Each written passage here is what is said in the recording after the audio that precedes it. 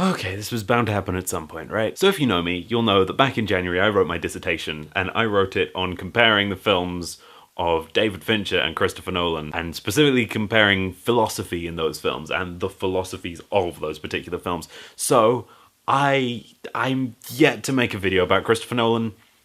I'm just gonna rip the band-aid off and do it now. My hypothesis in my dissertation was that Christopher Nolan is a deceptive filmmaker. I mean, arguably all filmmakers are, but Christopher Nolan's films are built around the idea of lying, particularly where we are politically currently and alternative facts and all that stuff, fake news, etc. It's very interesting to see a filmmaker who says that lying and deceiving can be a force for good. Obviously, he's incredibly aware of the potential downsides of deception that appears in all of his films. In Insomnia, there's a guy who very nearly gets wrongly accused of murder. Attempting to perform an illusion to an audience is what gets a lot of people killed in The Prestige. Oh, it's a lot of people. Similarly, the whole thing with Two-Face and Rachel and all of that stuff in The Dark Knight is because the Joker lied about who was where. So lies not necessarily inherently a good thing, but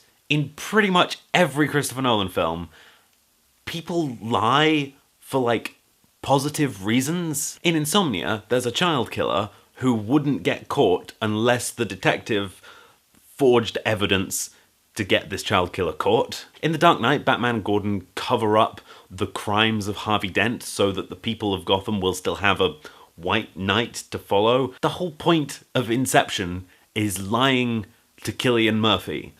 Like Inception is lying to Cillian Murphy, the film. But the thing is, this lie doesn't only get Leonardo DiCaprio back to his children, maybe, who knows what happens with the ending, but it's also really good for Cillian Murphy. All that pent-up frustration about the death of his father and being a disappointment and not being good enough is all resolved by the fact that he is lied to about what his father thought when he died. I'm not going to give any spoilers because it's still in theatres, but Dunkirk is another Christopher Nolan film in which people lie to Cillian Murphy to make him feel better. It's also another Christopher Nolan film where Tom Hardy has his face covered, so you can't really hear exactly what he's saying. The thing is, it's never 100% morally clear. For example, what do you think of Leonard lying to himself to be happy in Memento?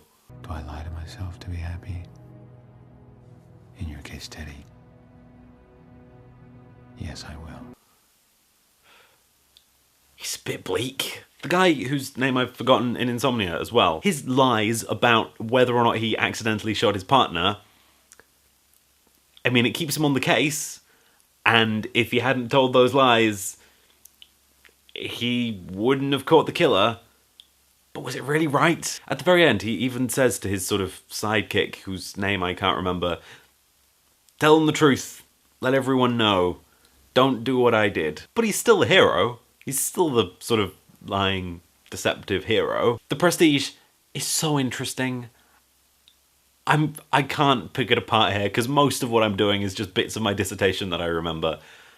But I wish I could have just done like an entire dissertation on The Prestige. I'm sort of wondering if morality is something that one doesn't really have to consider with Christopher Nolan films. They're all really detached from the idea of morality. I've always thought he's quite an existential filmmaker, so I think that he's kind of thought morality doesn't necessarily exist, but we kind of create it so that we've got a reason to keep on living. This is something that I called pragmatic existentialism in my dissertation. I was very proud of the term, thank you very much. Yes, well, no. So that's my Christopher Nolan vlog. It was gonna happen. It wasn't very well structured. Maybe one day I'll do a proper video essay. Maybe one day.